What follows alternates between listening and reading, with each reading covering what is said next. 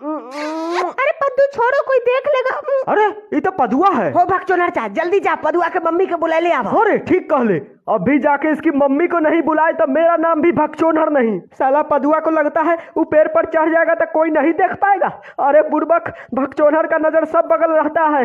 पदुआ के माई के न गेलो, कहीं नजर न बैठो। हे पदुआ के मतारी केने गेलिए, जल्दी चलियो, पदुआ फेरू भकलोलिया जड़े है। A few inches later.